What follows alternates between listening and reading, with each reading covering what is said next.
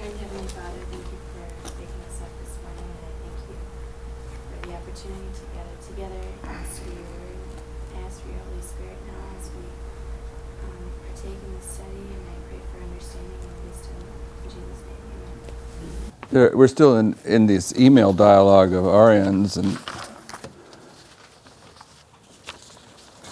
I was told there was one person here that has a problem with what we're teaching, that they don't agree with it, but they're not here. And I don't think that every little detail of this is, I don't understand it to be fully decided one way or the other. So this particular class, hopefully those people that aren't buying into some of this logic would be here and explain to us where we're stepping outside the boundary. Okay?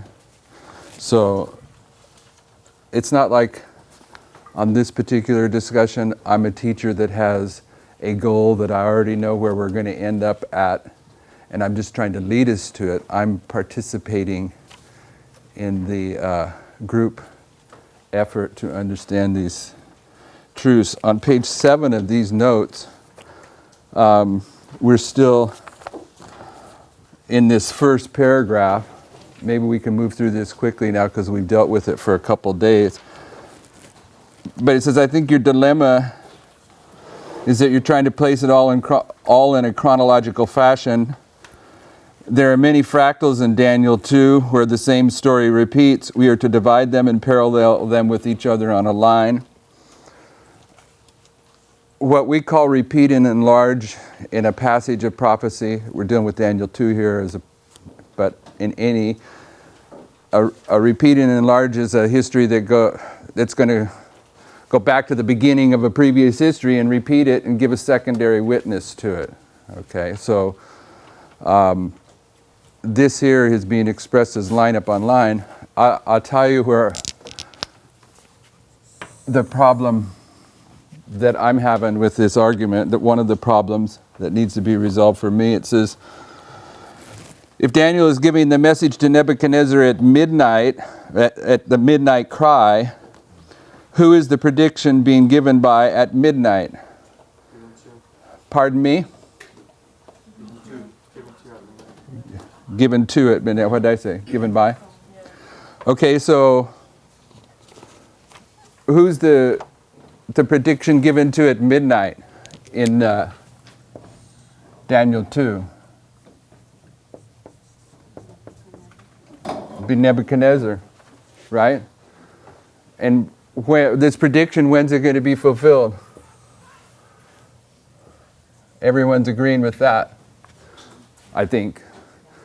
But it appears the way we're reading this, unless we get some further clarity, I don't think we'll get further clarity, I think this is the point, is that all the lines that we would say repeat and enlarge in Daniel 2 are plugged in right here, period, at a point in time. I have a problem personally with that in Daniel 2 from Daniel 2 and from other lines. And what I mean by that is we've pointed out that when the 4 Chaldeans, the soothsayer, astrologers, magicians, they're called in, they have a 3-step dialogue with Nebuchadnezzar that we mark as the 3 steps, right? What's that dialogue about? What's the whole theme? Everyone know what I'm talking about? Is it too early in the morning? It's a dialogue about interpretation. No, it's not a dialogue about interpretation. It might be, but The Holy Spirit. it's about time. And they don't get any time. All right? And then when Daniel comes in and he's representing the 4 wise, what's he want? Time. So you got 2 witnesses in Daniel 2 that one of the characteristics of this history is it's a period of time. Right? Yeah. So what I'm seeing here is that we're disregarding the sequence, the period of time, and we're plugging it in right here. Period. Right? Yes? Am I understanding this correctly? I don't know haven't spoken specifically to him about this point, but he might not be disagreeing with what you're saying about that. I don't know how he interprets that, but from my understanding, unless you know better, he does place the 3 steps of the Chaldeans there. I don't know if he even acknowledges the 3 steps, but I think he places it as a progressive thing going to Midnight Cry, but maybe I'm Here? not right. During the midnight cry? No, going to the Midnight Cry. From midnight. Like what you're saying there. Yeah, midnight. I don't, if that's the case, we need some clarity in this email because he can't have it both ways. Yeah. All right, because there's a prediction here, right? And there's a prediction here. And it doesn't seem, at least in this dialogue, that he's recognizing there's predictions at each way mark. And a fulfillment here that empowers this prediction. I think Snow and Litch answer this perfectly. And way back when we started doing Snow and Litch, put him in this line, does anyone remember what their names were? Litch is something about a leech that the doctors used to use to suck blood out of people. I think Litch is some kind of connection to being fastened on, based upon a leech, but I don't remember Samuel Sheffield Snow. Anyone remember? Because we looked it up, we put it in the record. No one remembers, huh? I just thought it was my old age, but it's even young guys don't know, and young girls, okay. Pardon me? I don't even remember that it's spoken about. It's a long time ago, I guess. Yep. So anyone want to add anything to that? I'm saying that you got to have a period of time in here. This is also where they were stonied for 1 hour. If that hour isn't, if it can't represent a period of time, it's got to be right here, point in time. I'm not sure if I understand it fully what he's saying in his email, but if I read it, I don't think he's doing that You don't think he's doing what? at time. He's not. He's not seeing the difference between Midnight and Midnight Cry in this story. I think he, as far as I understand, and maybe I'm wrong, it's all midnight. Okay. Very soon. Pardon me? He's saying that it happened at midnight. He's trying to say that everything happens at midnight, so he's eliminating the time. Yeah. It kind of makes to me it makes the 3 steps of the Chaldeans, their dialogue, not meaningless, but it's not illustrating anything for us that's consistent with the other places where the binding off seems to be marking a period and a progression. Okay. Now from other places, I know, I don't know that it's in this email dialogue, but I will touch on it here. If you read his next comment after he quotes some Bible verses, he then makes a statement that says, therefore God, I'm looking at the second line of his next comment, therefore God is giving Pharaoh a period of opportunity, bracket 7 good years, to prepare for the famine at Midnight Cry. I don't think he's ignoring Midnight Cry.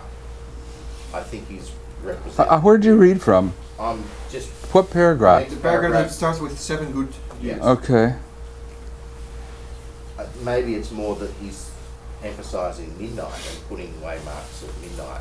But That's what I would just, when you raised your hand, I was just leading into this. From other places, we've understood back here, we've taught that right here, the 7 years of plenty begins, and the 7 years of famine begins here when the east wind hits. Okay, that's our old understanding. I know that he's not, that he won't deny this, but he's saying the perfect fulfillment of this is at midnight, is when the 7 years of plenty arrive. And that would mean to me, this may not be how he understands it, that here the priests, the faithful priests, in this period of time, are gathering up the oil, the light, in order to gather up the light during this period of time and use that light to give your prediction right here. Okay, so that also I know is part of his emphasis. Whereas I think the 7 begins here at 9/11. Of course, there's a problem with that. Not a problem, but if you're going to deal with that, then you've got to deal with Joseph and Pharaoh. Why Joseph and Pharaoh are in this history, and there's a prophecy about 7 years of plenty, and we go backwards and begin it. But we had that resolved, I thought. Okay, so now that what he's saying, if he's putting the 7 years of plenty at midnight to here, instead of 7 years of plenty from 9/11 to here, is still okay. Because this is 9/11 for the priests. This is 9/11 for the Levites. So there would be 7 years at 9/11 here. I guess that's why I'm getting confused, because I see what you're saying, there's a 9/11 for the priests and a 9/11 for the Levites. But maybe when people are writing, they need to specify which group they're talking about. Because if you're talking about the priests... You can't do that. But if you're talking about the priests, then the 7 years will never start at the midnight. It won't. Okay, perhaps, but in terms of demanding that they write about it, they're having a subject in an email dialogue, and you can't demand in an email dialogue that every aspect of the prophetic message gets addressed. So you can't... Well, I'm not saying every aspect. I'm saying when we're talking about the cleansing process of the priests, it doesn't matter if you can put a 9/11 at midnight for the Levites. It's not pertinent to the discussion. If we're talking about, was Daniel a priest, then where is his 7 years of plenty? Because you putting the 7 years of plenty at midnight for the Levites, it's not germane to the conversation, in my mind. No, all I'm saying is that you can, by doing 9/11, 9/11, 9/11, you can make a justification for 7 years of plenty at either one of those waymarks. If I was gonna have a problem with what you're saying about that you could put it at each one of those moments, then I think you would have to maintain the structure and show us 7 years of famine for each group, and 7 years of famine for each group. And if you do it the way you're suggesting it, you sort of have to push things back, I guess. But it seems Forward. no push forward into time, I guess. Yeah. Sorry. But also, it seems like the way we're having the 7 drawn up, it's the 7s, or at least we've discussed it, it's encompassing all of these groups. It's not just the priests have a 7, the Levites have a 7, the 11th hour workers have a 7. You're saying that this famine is for everybody. The famine's for everyone. And the plenty is for everyone. Everyone who will receive it, I guess, is Okay, midnight cry, but Go to Hosea, and I don't remember the chapter. Is it Hosea? Where there's a famine? Amos, there you go. Yep. If I would have remembered Amos, I would have remembered Amos 8, because there's a little bit of rhythm to that, right? Amos 8. William, you want to read verses 11 through 13? Behold, the days come, saith the Lord God, that I will send a famine in the land, not a famine of bread, nor a thirst for water, but of hearing the words of the Lord. And they shall wander from sea to sea, and from north even to the east. They shall run to and fro to seek the word of the Lord, and shall not find it. In that day shall the fair virgins and young men faint for thirst. Where's that famine? Midnight Cry, because it's also Jehoiachin, and his is the famine and siege. And verse 14. It's at the Sunday law. Verse 14 gives us a marker that allows us to start it at the midnight cry. But it's at the Sunday law. Okay. It's at the Sunday law too. It's at the Sunday law. This is where This is where. the climax of the purification of Adventism takes place, and you got wise and foolish virgins right here, and the foolish virgins are wondering to look for it. So the perfect fulfillment of it is here. So there is a famine after the Sunday law Yeah. that's Well, marked. Because if we're saying Jehoiachin is the midnight cry, and the Sunday law is Zedekiah. In Zedekiah, everything's repeated that's in the first three, including what happens at the midnight cry. Yeah. So all I'm doing is responding to Tyler's comment. Is that you even have a famine specifically marked at the Sunday law? Yeah, I don't disagree with that. All I was saying is this seems like this 7 seems like an all-encompassing 7 because it's not just 7, it's 5 and 2, which breaks up the midnight cry and the Sunday law under this one famine. Does that make sense? You're talking about Genesis? This is where we're getting the 7s from. What I'm saying is it's not like the midnight. I don't know if Mark makes that comment in here, but it's the midnight cry doesn't go, or sorry, the famine doesn't go from the midnight cry to the Sunday law. I know you didn't mean to have it marked like No. that, but it goes all the way to the Yeah. close of probation Yeah. where the famine for everyone is. Yeah. So my point is it seems like these 7s encompass all of the groups. It's not just this group has a 7, this group has a 7, this group has a 7. The whole period is marked by these 2 7s. That the whole history is broken up and these subgroups are finding themselves at different points in this. Mhm. But maybe Yeah, I at one level I'm not threatened by that. The back here at 9/11, the people that won't eat the little book, they're starving to death. They're in a famine. everywhere. Yeah, all the way through there's a famine. But my point is that Amos 8, perfect fulfillment here, famine hits. What's that tell you? That before the Sunday law, there's 7 years of plenty. Right? But we know this same famine is marked at the midnight cry. The first time we really see a famine though is the midnight cry, I think, right? Or did I know. Yeah, and the point is, what's your point? I think we're saying the same. We're in agreement, but I'm arguing a greater structure, and I think you're saying that there's a famine for this group and a famine for this group and a famine for this group. And I'm just saying, in Genesis 41, I think it's showing a larger scale. okay. I think there's just 2 7s. There's just 2 7s. One from 9/11 to the midnight cry. It's a time of plenty. It's the 7 years of plenty. Okay, well, when's You're saying there's a famine, but I'm saying there isn't a famine. There's plenty to be had. They're just not taking it. It's a time of plenty. yeah, but this here in Amos 8 is a famine that is marked. He says, in the last days, I'm sending a famine right when the wise and foolish virgins are separated, because the foolish virgins, they're going to go looking for it, but they can't find it. Right. So that puts the famine here perfectly. Okay, well then there's 7 years of plenty all the way through the Sunday law. There's 2 7s. There's 2 7s.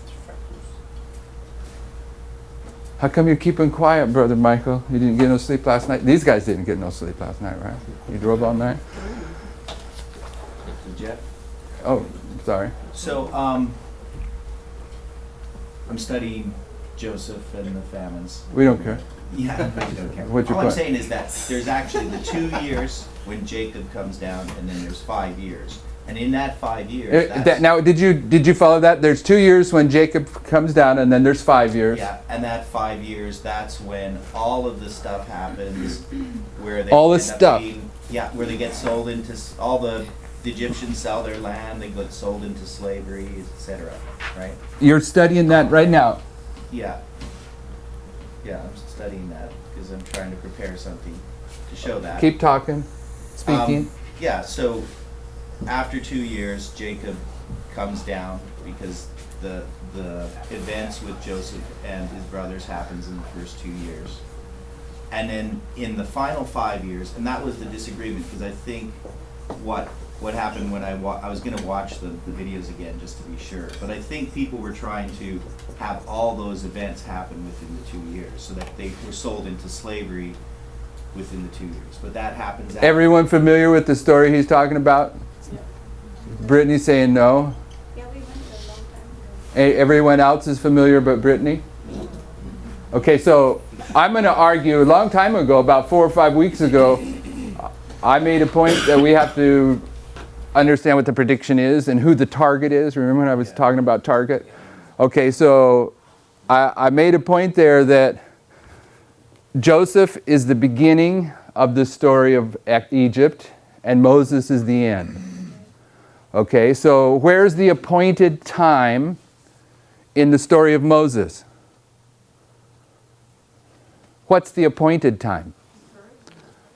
Pardon me? That would be the time of the end, wouldn't it? What's the appointed time? Judgment. The judgment? Isn't the vision is yet for an appointed time? What is that? October 22nd. October 22nd, 1844. So it's Passover. So down here, that's Passover. Okay? So this is the appointed time. And what happens what does the Bible say about their deliverance at the Red Sea? Came out of Egypt on the same day. Okay? So what was the appointed time in the history of Joseph that would line up with that appointed time? Well, when they went into Egypt, Wouldn't that be it? that's what I would say. When did they go into Egypt? When Jacob. On the 138th year of Jacob. 130th. He was 130. Okay, so you've been studying it. Yeah. Let's turn to it and let him put it on the board and get these two lines. Well, no, Come on. Did he not say, I have been studying it? Okay, have we not asked him for days and days now, but told him that he's going to have to deal with this? You don't have to deal with it in detail, but Okay. let's open this subject up. Come on.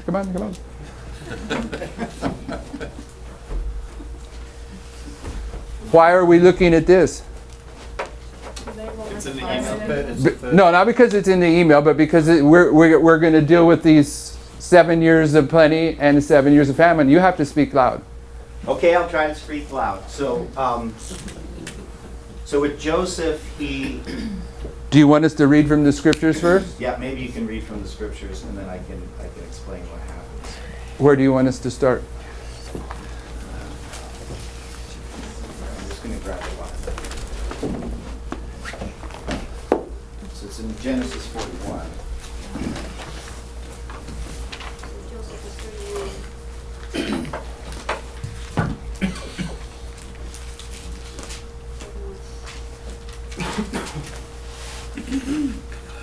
So in Genesis 41 in verse 1, it came to pass at the end of 2 full years that Pharaoh dreamed, and behold, is that where we're supposed to go? Yeah. So now what is this 2 full years? You're going to go to the 2 full years. Yeah, so this is a different time, so where do we need to go? He's been in prison. I thought you were going to deal with. Yeah, I need to find where we are. You're in Genesis 45, I would think. So it's in 45? I think Yeah, so. I think you're right. You're the one's been studying it. Okay. Verse 11 says, "And there will I nourish you, for yet there are 5 years of famine, lest thou and thy household and all that thy house hast come to poverty."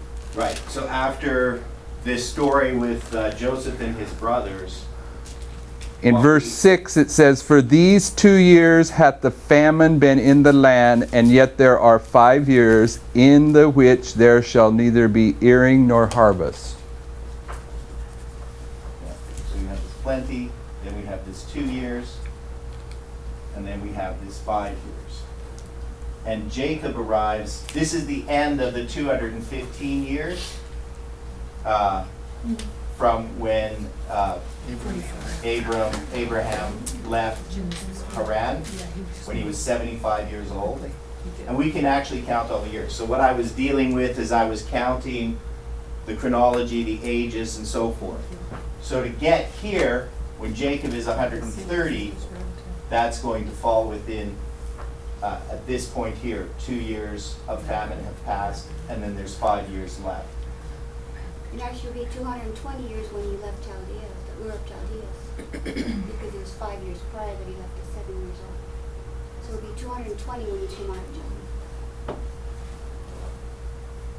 Okay, so when he was 75 years old, he left Haran. I'm not going to deal with that part.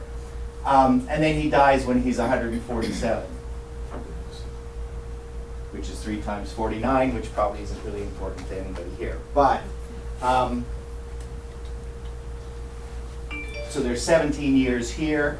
There's also a whole bunch of chiastic structure. There's a paper that I've been reading too, where this a guy from Germany goes through and explains a lot of this as well. But the point is that when we're looking at the line that we had here, if we're calling this, we had the midnight cry and the Sunday law. So this would be the thing that matches this, right? That's the appointed time, and that would be the Sunday law. Is that what you were trying to get at? You're the one who's been studying it. Well, as far as the chronology, that's what I would understand. Isn't that how we So- taught it? Not initially, but thereafter that's Yeah. where we put it. Yeah, so we're on the same page. So What were you this going to is- correct us yeah, over? So this is the midnight cry. It's the joining of the two sticks. Is that where we're? Yeah, it's the joint. The two right there, yeah. This is the midnight cry, right here. So there's a famine here, but there's also a famine here, and it's in this period. If we go on and read, we'll find that they end up losing all their money and giving it to Pharaoh. They end up losing all their land, and then they finally sell themselves into slavery. So it's in this period that Egypt ends up controlling the world. We said it was in the 2 years. You said it, yeah, you guys are trying to say it was in the 2 years. Okay. Really? Yeah, that. Well, that's we what it reached a was on point, the- as I remember, we reached a point, didn't we, where we were putting it in the 5 years. Okay, So you were seeing some early So development. early development, yeah, you were trying to put it all in the 2 Yeah. years. The I reason made we got comments to on the that video, point- so maybe. The reason we got to that point about putting it into the 5 years is because Theodore commented on YouTube and we were like, oh, what's he saying? He's saying it's at the end. So then we had to we dealt with this right as you brought it up. Okay, In and I never seen you guys correct it at the time. I don't know if we even corrected it publicly. It was just, Oh. we were just No, man. grappling with it That could be, amongst ourselves. I don't know. I don't know how we. okay, but that's the part you wanted, right? What's your 17 at the end? That's just, How many years after 130 yeah, he lived? Jacob died Okay, thank you. there. And this 17 years is in this structure as well. Okay. Joseph was 17 years old when he was taken captive to Egypt. Yeah, I'm just not gonna show all the chronology right now, it's extraneous to the argument. Okay, so the midnight cry up there, what's it line up with for Moses? Anybody? How is it the way we've always taught it? Yes. What's the midnight cry in Moses typifying the time of Christ? The thing of the triumphal entry. The triumphal entry. Right, So you would put the plagues under a waymark under the midnight cry up there, yeah. and in between there and there is the 10 plagues. 10 You plagues. got the number 10.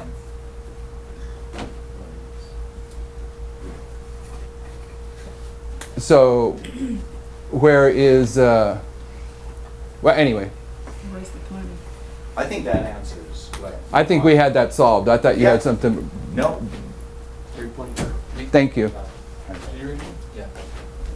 Go ahead, one of you. All right. I just wanted to say that I saw in Genesis 45:6, where you just read, Yeah. Joseph is giving a message to the 11th hour workers because it's the joining of the 2 sticks, right?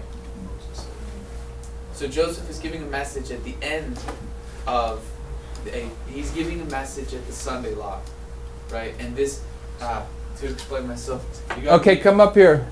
Come up here, but don't get all busy like sometimes you have to do. I'm just answering an argument in the email.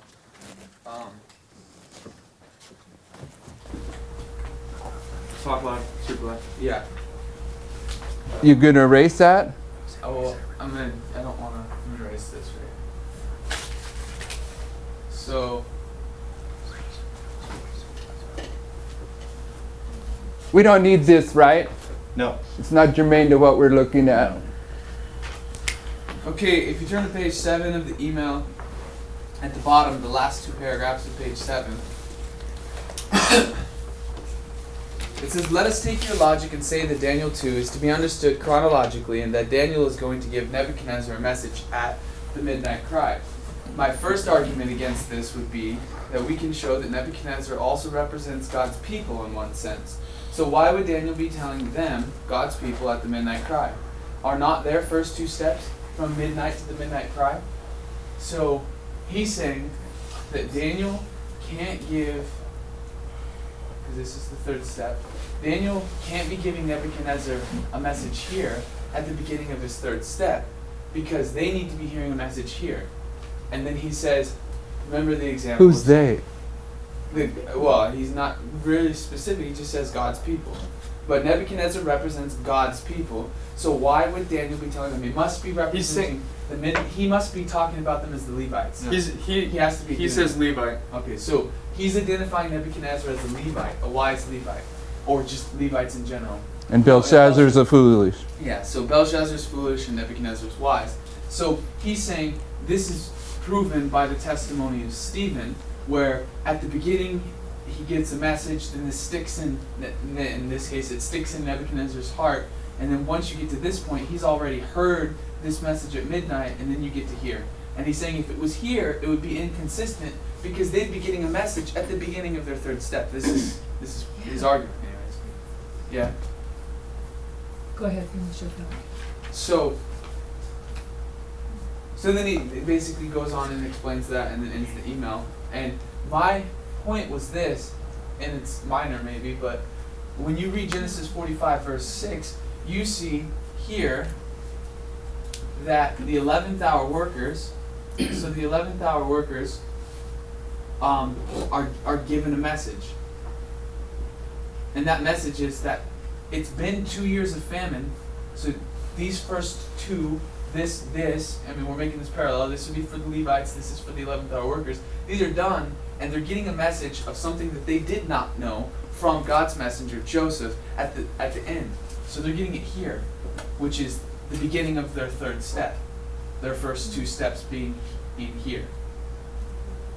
I don't know if you get my point. It would be showing you that it's appropriate to have a messenger of God giving a message at the beginning of the third step. So we could still have Daniel here giving a message at the beginning of to Nebuchadnezzar. Sorry, I'm mixing things up. You could have Daniel here giving a message to Nebuchadnezzar at the beginning of his third step. Anyways, I don't know if that makes sense to everybody, but that was what I saw from what we just read. Did that make sense? Yes, he proved on another line that there's a message. Be careful of how you answer. Did that make sense? It makes sense. It makes sense? Yeah, I was hoping Arian would say it made sense. Okay. Come up and explain to us what he just said. It made sense to you. You can't do it? Yeah. Yes. Yes. Because that wasn't that clear to me, and I think it might be right. I think I would have taught it differently, but let's get it in everyone's head. If you can approach the same thing and get it clarified for us, we can move beyond this. Come on up. It's really easy what he's saying. He doesn't even need to come up. All he's saying. Okay. I guess I can't. Come on up. Come on up, Michael. Grab the camera. No, come on, Tyler. We're running out of time here. So, Brother Jeff, would it be wrong to mix the first dream that Joseph had when he was a young boy? Yeah, be wrong at this point, because that is not what we're dealing with. The three bindings off. The way I would do it, but I'm not left-handed, is that I would do 3 lines, one for the priests, one for the Levites, one for the 11th hour workers. If I think that's what he was saying, where you can put them above each other. Wrong, Michael? You're saying it's the same dynamics in every binding off. Yeah. You have 2 tests before, and at the third there's going to be a prediction. Oh, what? Never mind. I guess I can just. I can't do this. What he's saying, from what I understood, what Mike was just saying, is that You can't do it that way. You're standing in front. no, I'm not. He's using that one. Okay. What I understand is that Michael's saying is, by the logic of the paper, the message needs to be given before the third step. So if you're a priest, you're going to hear the message here. Or sorry, if you're a Levite, you're going to hear the message here, because this is your first, second, and then your third step here. But if you're a Levite, use blue. If you're a Levite, or sorry, if you're an 11th hour worker, you want to be hearing the message here, because your first 2 steps are here, and then your third is during the close of probation, or the Sunday law, and then ends at the close of probation. But what Michael was just saying is that from Genesis 45:6 is that Joseph is saying very clearly, and I'll use a different color for this, is that since we have the 2 years here, 2 years of famine that have already happened, and there's another 5, Joseph is saying at the Sunday law, so it's really easy to place him, that there has already been 2 years 11th hour workers, but there's 5 more to come, and he's giving them this message. So it's appropriate, because the argument was you can't be giving a message to whoever the people are at the beginning of their third step, which is their binding off, because it would be too late. But the logic that Michael is saying is it's appropriate because of Genesis 45:6 to be giving a message at the Sunday law, which is the third step for the 11th hour workers, and it's just clearly marked by the 5 and 2 from Genesis. So I think what he's suggesting is that's not necessarily a valid argument to say that it always has to be at the beginning, when in fact it can be at the end. And it's valid anyway, because if no message is given there, then there's no loud cry. I think even just on that logic, there has to be a message born to the world at the Sunday law, because that is the loud cry. Sister Kathy? There's only one thing I'm confused about. Only one. I'm confused about a lot. But this one where he says, so why would Daniel be telling them at the midnight cry, are not their first 2 steps from midnight to midnight cry? This is their opportunity to know truth. At the 3rd step, it is too late to develop character. Now, I thought that between midnight and midnight cry is like a purification process. It's 1, 2, 3 for those that make it into that. It is not any kind of everlasting gospel. Right.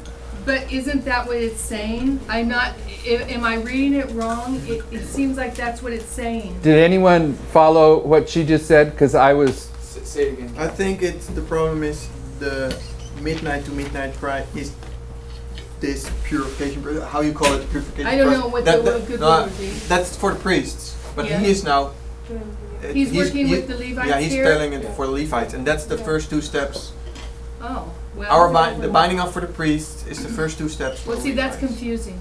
So that, That's why he's now making 3 separate lines. Yeah. Okay. so his brothers are the, This is the way I think you should make this illustration. But maybe what was up here with Michael and Tyler works for everyone else. But for me, it seems easier to illustrate their point this way. Right? Yeah. We're talking about the everlasting gospel. And from 9/11 to midnight, the priests have a two tests. Okay? In Daniel chapter 1, you've got these 2 tests illustrated. This is the second test being diet 10 days test, and it brings you to the 3rd. This is the binding off. This is a litmus test. It's not a test that you have probation to struggle with. That's the litmus test. So here we understand that there is going to be, for the faithful priests, a prediction that will be fulfilled here, right? And for the Levites, God's dealing with men is ever the same, right? So they're going to have a first, a second, and here will be their binding off. And they will participate, no doubt, with the priests at this point to give a prediction that will be fulfilled here. Here is the binding off for the 11th hour workers.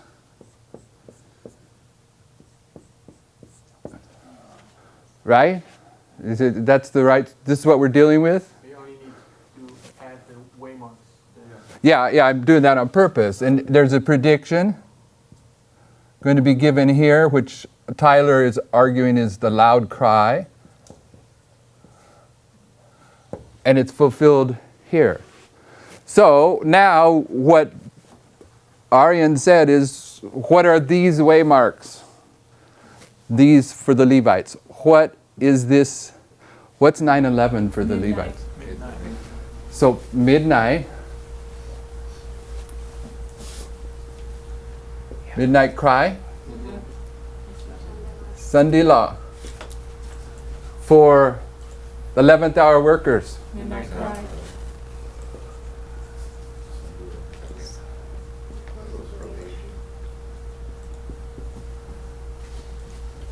So if that was in place, who's the target for this prediction? Of course, it depends on whether you're dealing with Joseph or Daniel or Ezekiel, but because we're dealing with Joseph, who's the target here? Who's Joseph explaining this to? Okay, so who's Pharaoh? How do you spell Pharaoh? P-H-A-R-O-A-H. O-A-H. So back here, right? Joseph's given Pharaoh a prediction. Here, yes? Yep. Okay, but here, Joseph is going to be giving a prediction to who? His brothers. His brothers. It's not. Maybe not. I have it myself. Yeah, go ahead. I was gonna finish your thought. No, I gave a question. To who is the question? Answer your thought. No, go ahead. Put in your 2 cents, and no one else was going to answer it either. I was gonna say, I think you have a good illustration of the fact that there are some predictions that are things that people need to see and respond correctly to, but then there's other predictions where it's gonna happen no matter what, and it's not gonna affect your state of salvation because it's already too late for you. And my example for this is in Genesis 40. In Genesis 40, the butler and the baker, if we're agreeing with the way I laid it out several times, the baker and the butler get a message at the midnight cry, but they're already bound off. It says they're bound in prison, and then they both have this dream, and he interprets the dream, which means they're already bound, so they're Levites at the midnight cry. But the prediction is that in 3 days, one will be hung and one will be raised up. Now, that doesn't affect their... Nebuchadnezzar's restored, Belshazzar's slain that very night. Yeah, at the Sunday, yeah. My point is that in that story, there's nothing they can do about it. They can't change anything. That's because they're already bound, it says in the story. But the person who needed to see that in the next chapter, in Genesis 41, is Pharaoh. Pharaoh needed to see the fulfillment of that prediction to have the credence to accept what he was going to say about the 7 years of plenty and the 7 years of famine. It was sort of like it gave him an impetus, so to speak. Okay. So my point is there's two types of predictions that go to two completely different groups. One it's just showing you this is the end of your probation, and then another one says you need to see this to respond correctly to it. That's my point. But in the end, those two dreams basically fulfill the first dream that Joseph had given to his family, to his brothers. Okay, up here, who's Pharaoh at midnight? All right, I'm having a problem figuring out how to. Yeah, back out of that question. Let me add another line that we have noted before. At the midnight cry,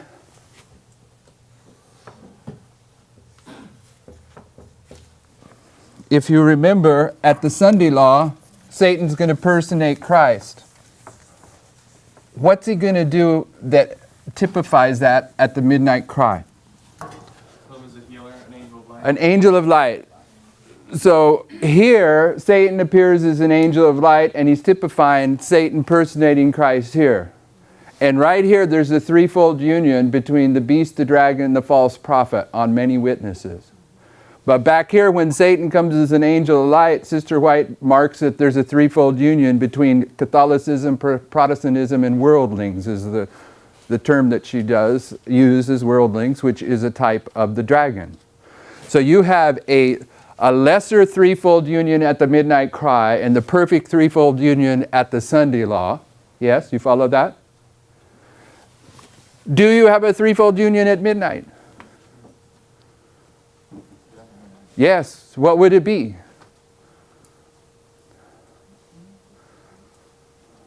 The time of Christ you have. And there you go. Go to the time of Christ. This is your example in all things. What was it? You have the Roman. It depends if some. I've heard you. Well, say give it your Barabbas. best shot. I've always thought of it as the Romans, the Jews, and Judas. But you suggested Barabbas would be Barabbas, the Jews, and Romans. I don't know though. Okay, so when they come arrest Christ at night, you have the Romans there, right? Mm-hmm. That would be the civil authorities. You have the apostate Jewish church. Who would that be? The beast. The Romans are the dragon, the Jews are the beast. Who's Judas?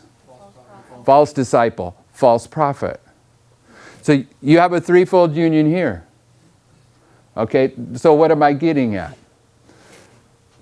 In Genesis, it's about the famine and the plenty, right? So is there going to be a period of plenty and a period of famine for each of these lines? Or is it just going to be one general famine like Tyler's suggesting? I think it's a 7 of plenty and 7 of famine, and they superimpose those on. Okay, so Their own separate little. all right, so I'm setting you up. For the priests, where does the 7 years of plenty begin? 1989. 1989.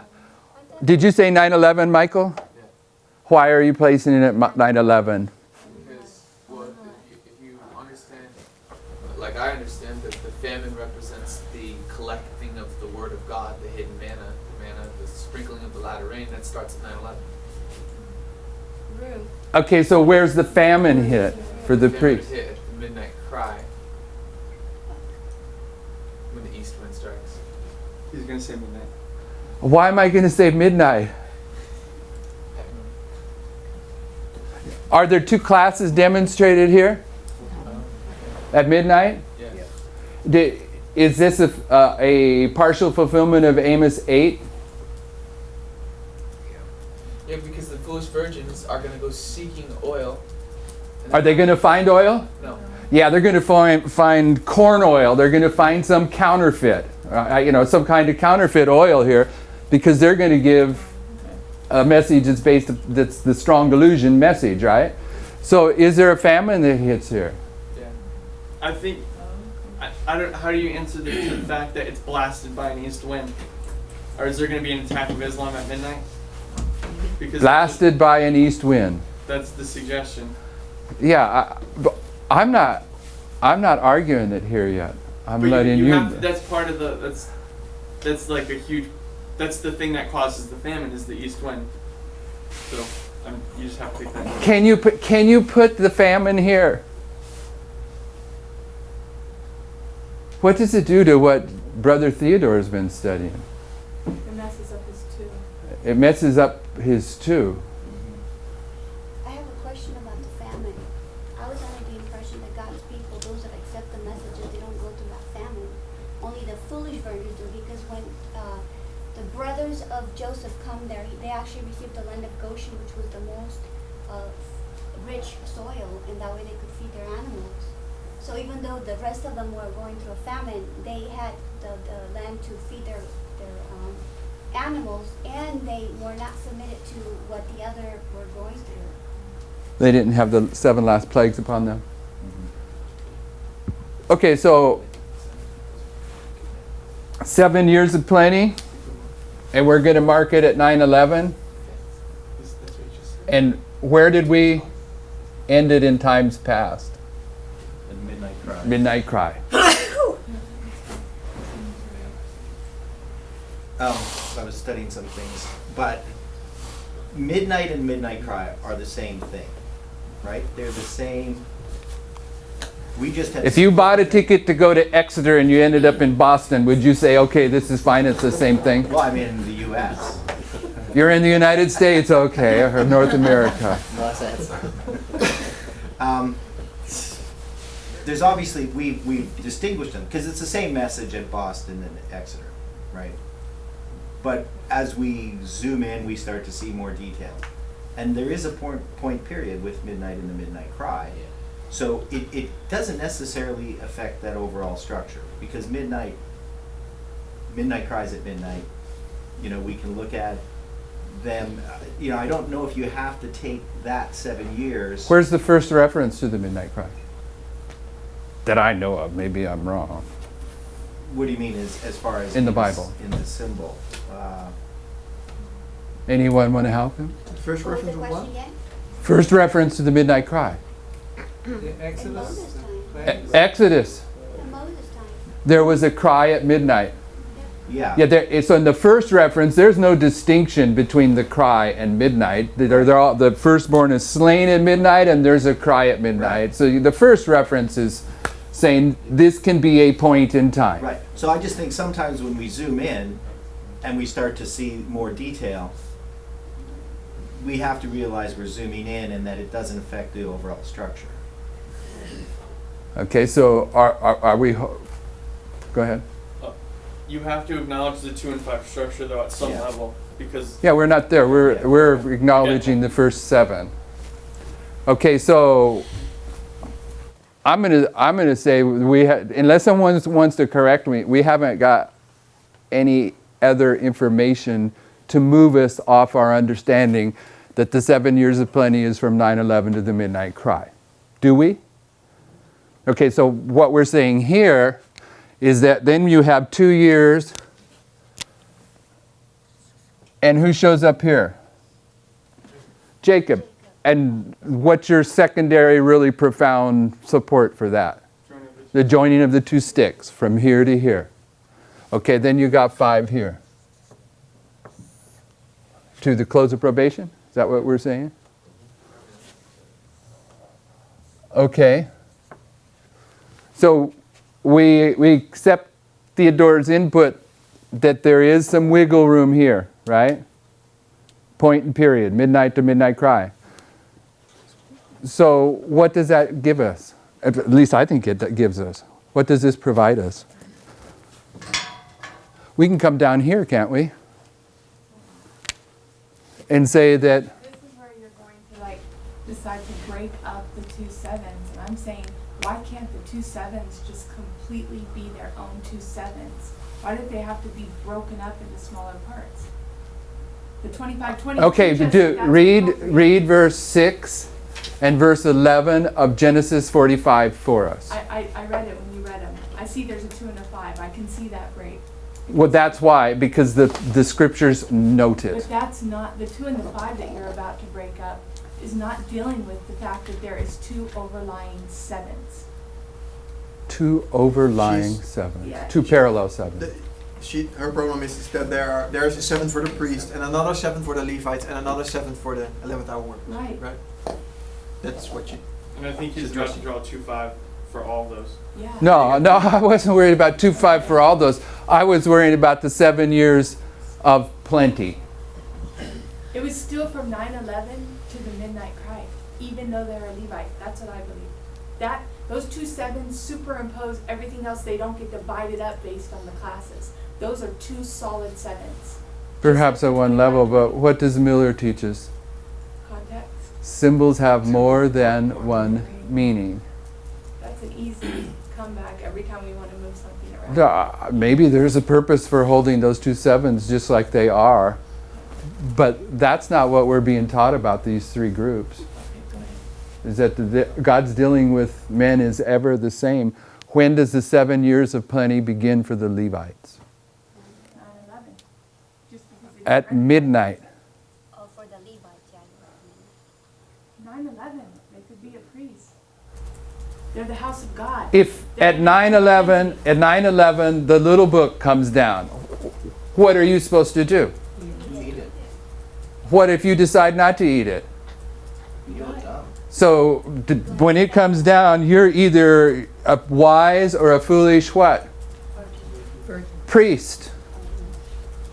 The Levites aren't held accountable to that. If they were held accountable to rejecting the light of 9/11, here they're going to be foolish priests. They're not going to be foolish Levites. I don't think it's about that. I think it's about whether or not the land is in a time of plenty. Whether or not they're being judged on the plenty. Is the land in a time of plenty or not? And it is. What's the plenty? Right now. What is the plenty? What is it? 7 years of Yeah, but plenty. what is the opportunity. goods that are called plenty? What are I they? think there's more The than word. one, not just the word, but I think we're also in a time of economic plenty. I think it's a Oh, dual you know, application. We don't do literal around here. Anyway, I agree with her. Good. In a sense that maybe when, depending on when they come in, they're gonna be in that period of time. Whether or not it's the 7 years of plenty, and she says you're gonna do in a hard time that you could have done in easy times. you guys are So- outside Okay. the scope of the prophetic But it structure. makes sense that this is the 2 sevens, and whether, depending on who Okay. you are when you come in. To satisfy the two of you,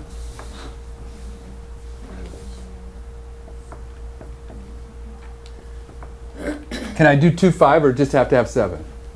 Just have to have 7. Close of probation. That's the big picture. Oh, no. That for you, that's the only picture. Should be center. I'm saying that, yeah, that's my primary picture. Okay, that's your primary picture. Now, what does William Miller say? A lot of things. Symbols of one. Symbols can have more than one meaning. Okay, so we're dealing with this history at a different level. We're using this history to isolate the priests, the Levites, and the 11th hour workers. Okay, so break them down how you're saying. Put your time. We've done this over and over again, okay? I know, but I don't know if I agree with you. Well, that's all right. And you would have to Maybe. prove it out of the word. One other thing, just to make this point. 1989 is the time of the end, is it not? Yeah. Right.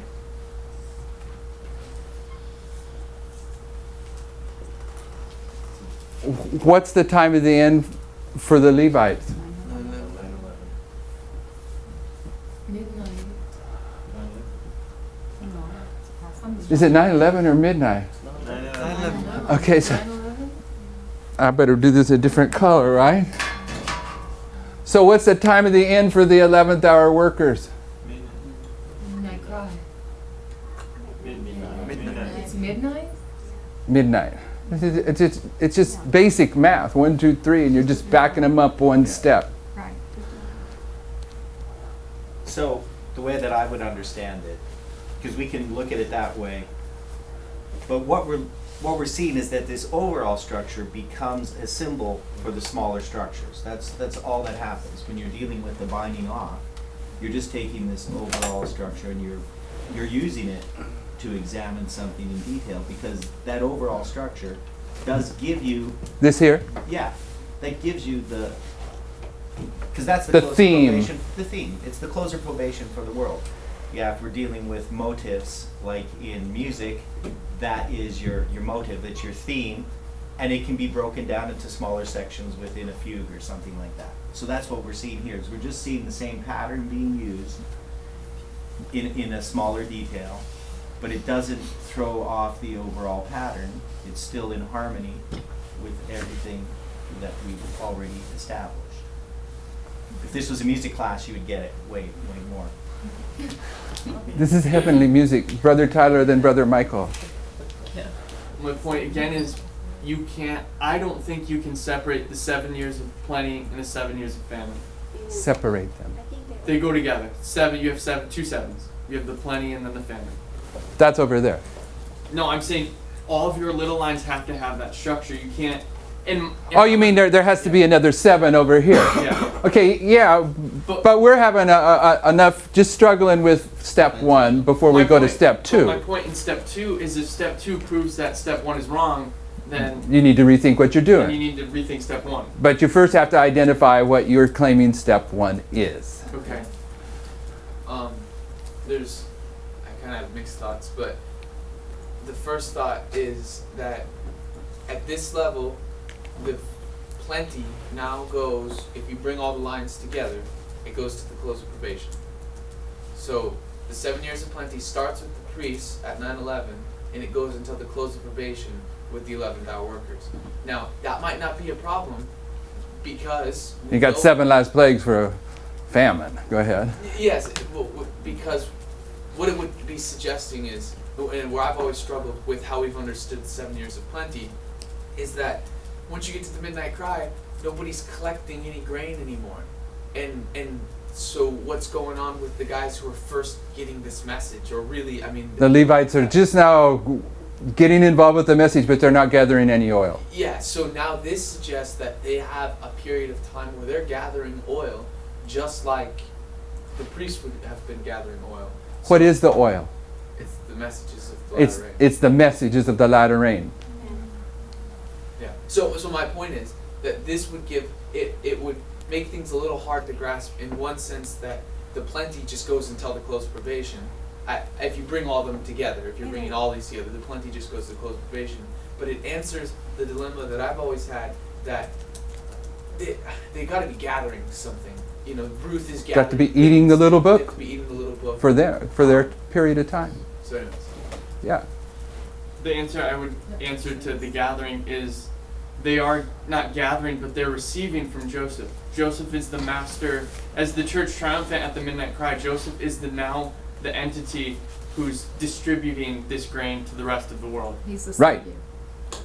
Yeah, that's how we've taught it all along, right? He's the savior. You, in order to have the privilege to distribute it, you have to do your due diligence in this history to gather it up. My point is on the if there, I don't know if there's little scales, but on that largest scale that we're talking about, the midnight cry is when the church triumphant comes into play, and they are now, during this time of famine, now that the east wind is hit for the rest of the 7 years, are going to be the ones you have to turn to get your grain. You have to go to Joseph.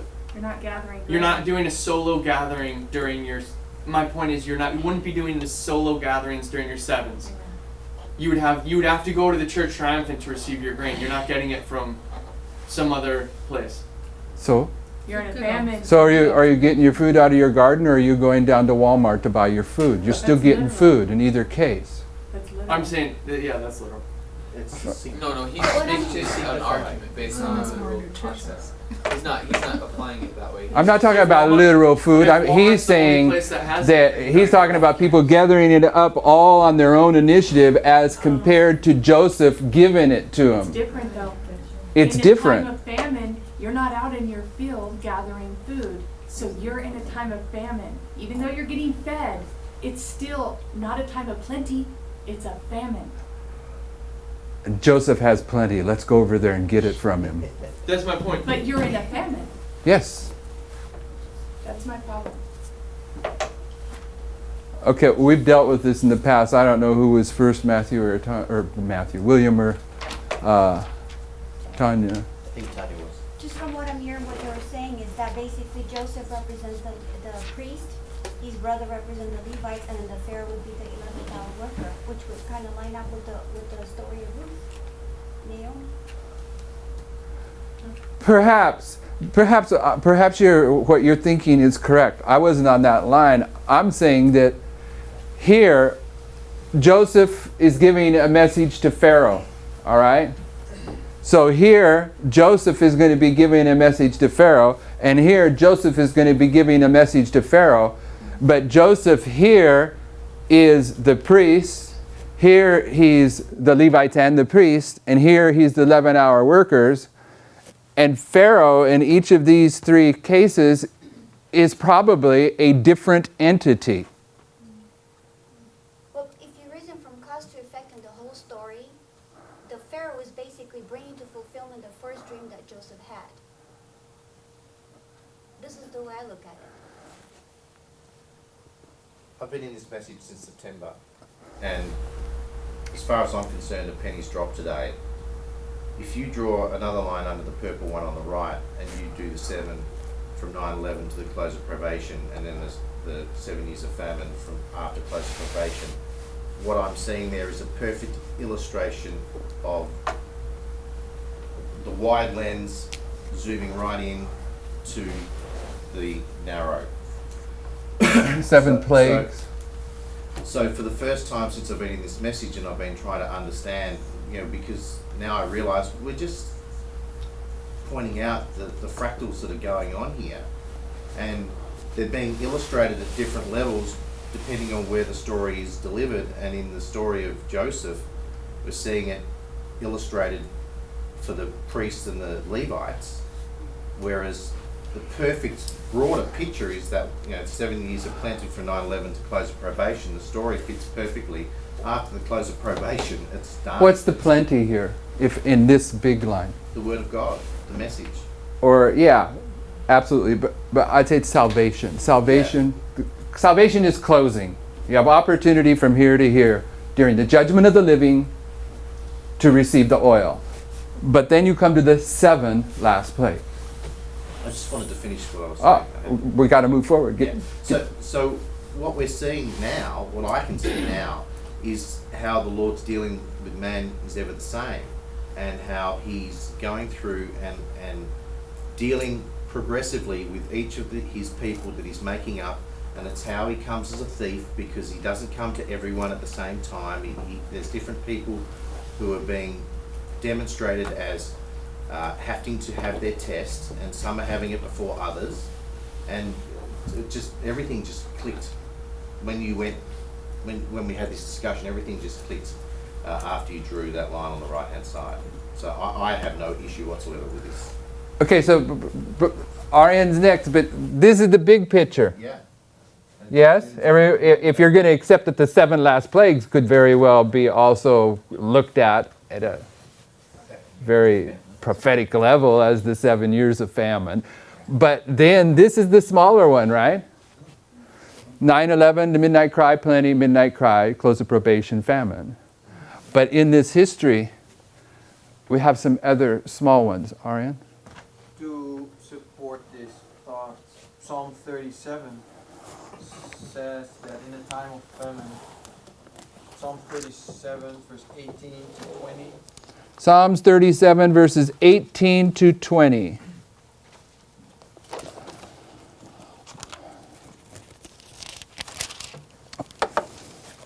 Says, the Lord knoweth the days of the upright, and their inheritance shall be forever. They shall not be ashamed in the evil time, and in the days of famine they shall be satisfied.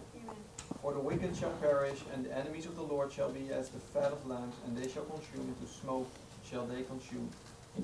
shall they consume away. So what I'm saying, even if there is a famine, the upright will be satisfied. So that this supports the thought that there can be a famine and a plenty at the same time. Yeah, and we've addressed this before. We've understood this, that the famine is self-imposed. If I refuse to eat the little book, I'm creating a famine for myself. Brother Tyler? I guess the reason we got on here though is we were talking about that message at at the 3rd step, right? Wasn't that how we got here? And also in terms of the paper, what does this mean for what is being said in... Don't go back there yet. What does it mean, what? In terms what of... is this? What are we saying? Are we agreeing with what... Are you agreeing with what is being said in the email about the 7 good years followed by the 7 years of famine in that paragraph? 7 good years followed by 7 years of famine. It is the east wind that brings the famine, which we know begins at the midnight cry. Therefore, God is giving Pharaoh a period of opportunity, 7 good years, to prepare for the famine at the midnight cry. Joseph is a parallel to Daniel in chapter 2. He's saying here that Pharaoh gets 7 years to prepare for the midnight cry. And what leads him to prepare is the prediction by Joseph that this is coming. So he's placing the 7 years for Pharaoh right here. Not here, in this period. He cannot answer this question, but I notice now, when I read this, he applies this as a period of time, chronologically. Right? Does he? Well, he says the 7 good years followed by the 7 years of famine, and he applies this also in our line as things following each other. Just to, it's just a thought, or at least because his argument before was that we were placing all the things chronologically and not using symbols. So he's not doing the same, I think, right? Not being He's consistent. not being consistent with himself, you're saying. So, but we're not worried about him. We're worried about set on this in our head. Is this valid that these 3 histories are parallel?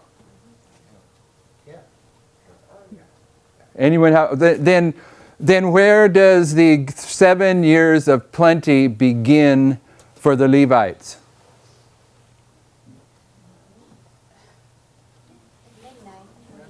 At midnight. That's right where Mark says it begins with for Pharaoh. But my question would be, I mean, I understand the logic, but my question would be, then you can do this for every story, for every line, for Ruth, for Esther, for... Is it not? I mean, that's my question. Can we, then we should go back every line and apply it for the priestly?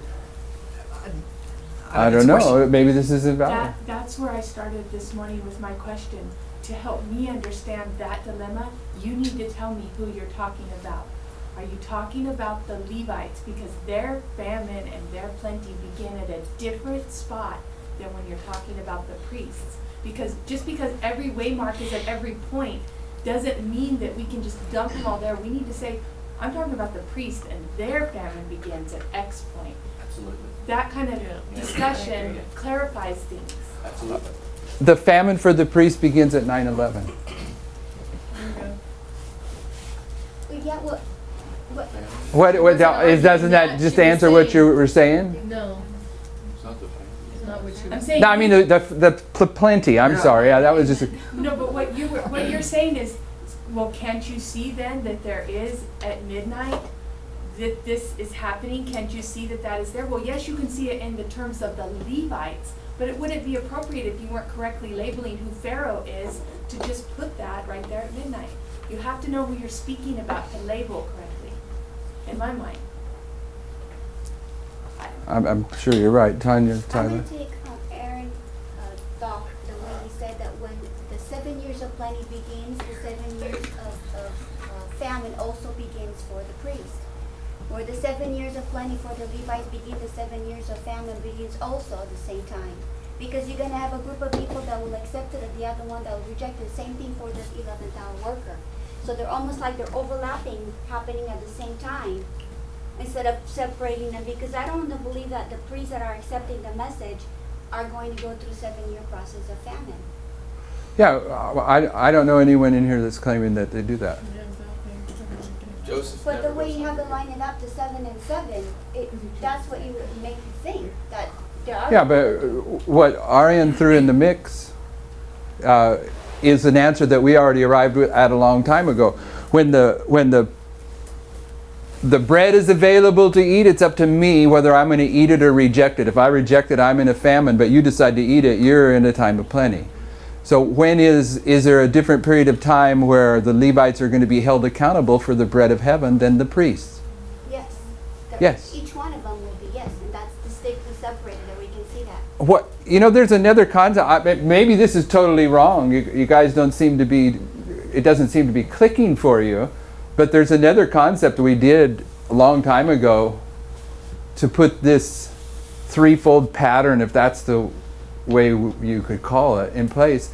And it had to do with the sowing and the reaping and the rain, the harvest. At the same time. Okay, so these things are all taking place simultaneously, Brother Tyler. Assuming what you're saying is correct, what you're saying is not what's being said in the email.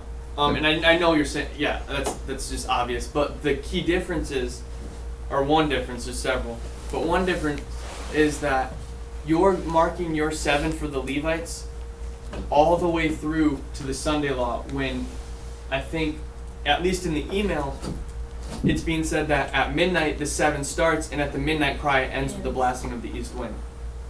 But you're drawing your end of the plenty, which is the blasting of the east wind to the Sunday law. I'm just acknowledging that difference.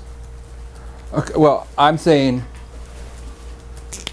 east wind here for the priest. I'm not saying you're wrong. I'm just saying. Yeah, I don't care if I'm wrong. East wind here for the Levites. Winds fully released right here. It seemed to me that all these characteristics, they just line up. Yeah, and 9/11 too. Yeah, I'm talking about marking the beginning of a famine. And I know 9/11, if you're not going to eat, is a famine. All right, so what did we solve? Nothing? Go. So you seem to have, on this particular email, Tyler, seem to have several things that are issues with you.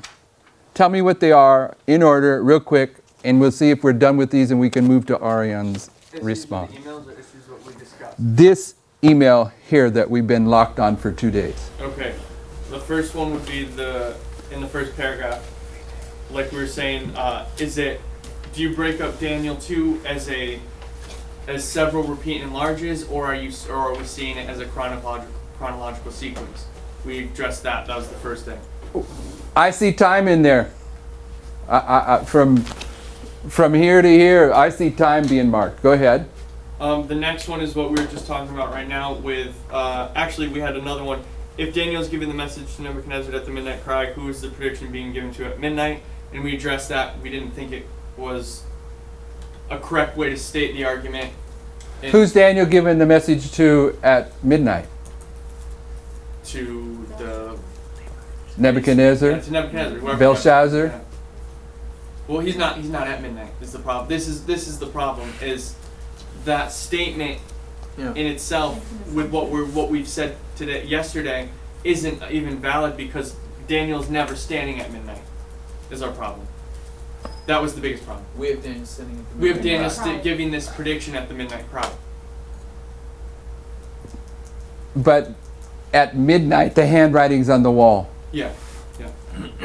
And so I think this letter would argue that when the Queen Mother finally gets Daniel involved with the story, that you have to take Daniel coming in and take him back to midnight.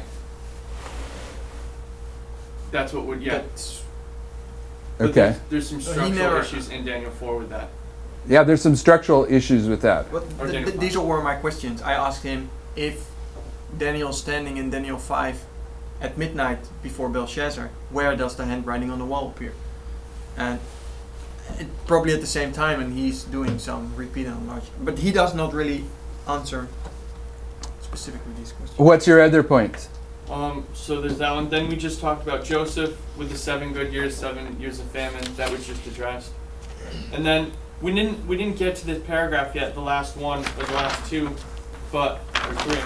But in that top one, I don't even know if it's a problem, but because I don't fully understand what he's saying. But at the top or the bottom of page 7, so Joseph, like Pharaoh, Daniel is telling Nebuchadnezzar before it comes to pass what is going to happen. Next question: who conquers the head of gold? And he goes into this logic about the conquering of the head of gold that I don't totally understand because we didn't break it down what that was being said. But I'm not sure about that.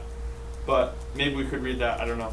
But I know the So next, just like Pharaoh, Daniel is telling Nebuchadnezzar before it comes to pass what is going to happen. Next question: who conquers the head of gold? Answer: Medo-Persia.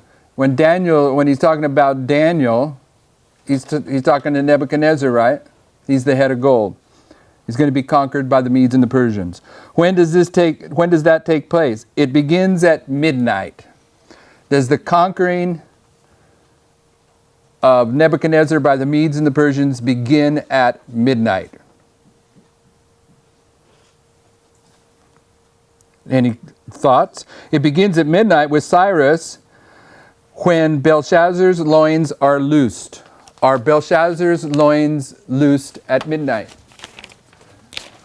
We say midnight cry. Pardon me? I think we say that's the midnight cry. Because his loins are loose, I think, when...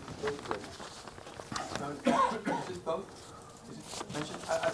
I thought it was mentioned when, When he sees the writing on the wall, it's going to do. Yeah, the fear is marked at the handwriting on the wall. yeah, that's fear, but it's not. Where Sister White comments on that fear. You're a human being when the Lord makes them afraid. He's uncontrollable. You know, his loins. So where does Belshazzar's knees knock together? It's at midnight. Midnight. I just looked. It's at midnight. Okay, so where does Belshazzar die? Sunday.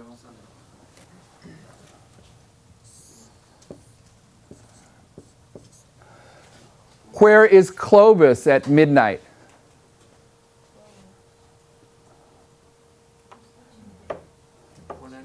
Now this is part of his logic. Where is Clovis at midnight? Why am I saying that? What does Isaiah say? Is that in this email? Cyrus. Where are you getting Clovis from? Where is Cyrus? Where is Cyrus at midnight? He's actually crossing under the wall in too.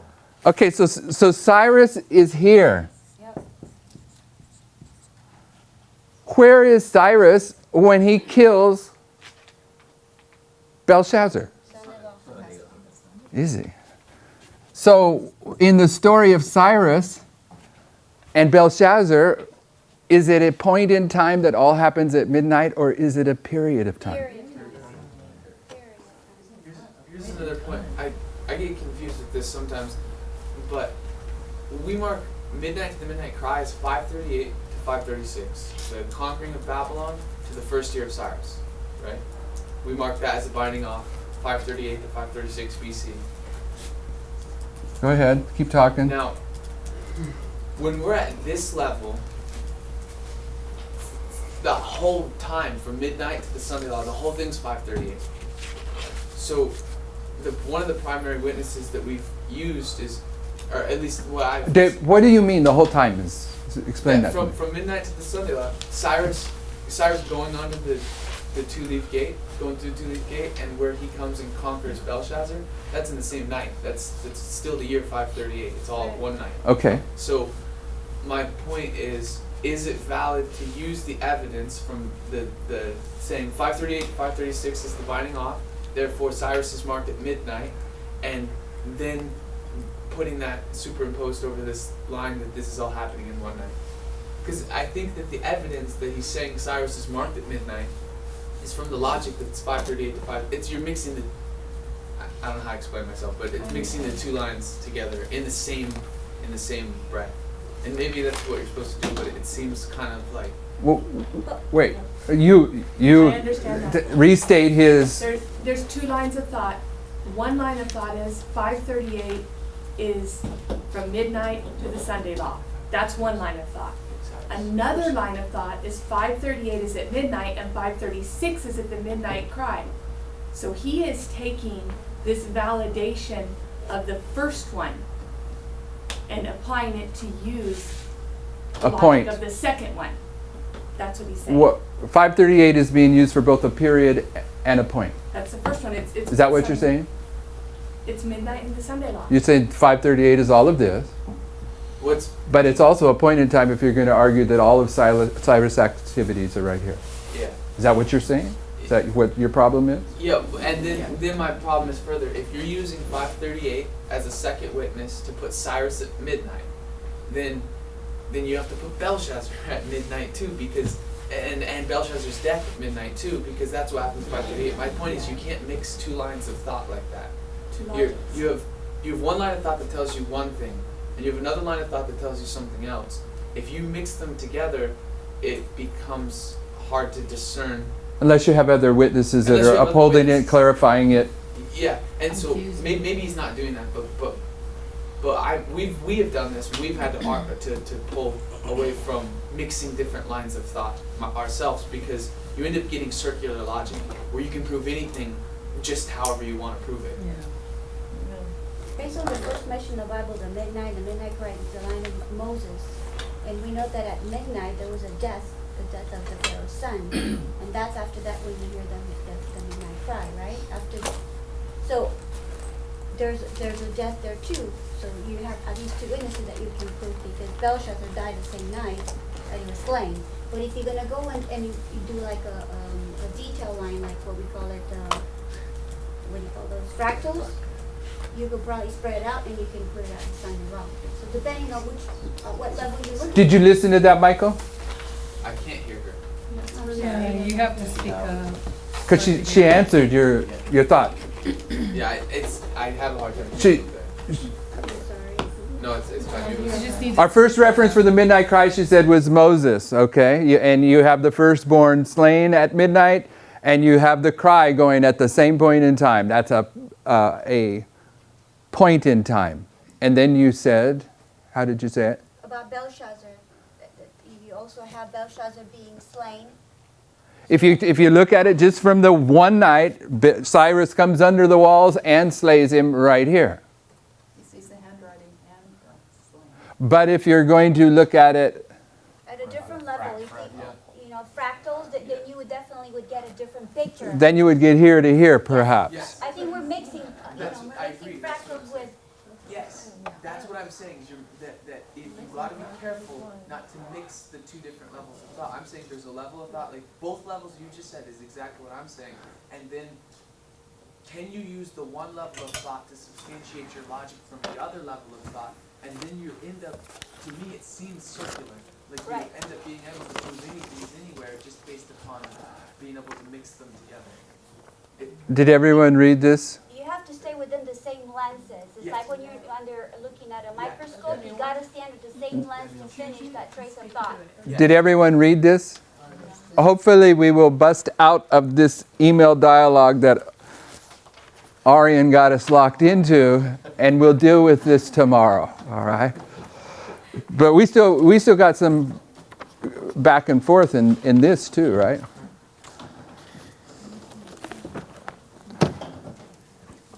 Michael, you want to pray? Heavenly Father, we thank you for this time of plenty where we can gather together the precious grain that you so bountifully supplied for us. And Lord, I ask that you will please open our eyes and our hearts that we might be able to perceive and understand the truth as it is being unfolded. We ask, Lord, that this truth might be brought into our lives and that the work of your Holy Spirit might break down our prejudices and our pride and the hardness of our hearts, that we might be sanctified through these truths. We thank you for all of your blessings, and we ask that you'll be with us today. In Jesus' name, amen.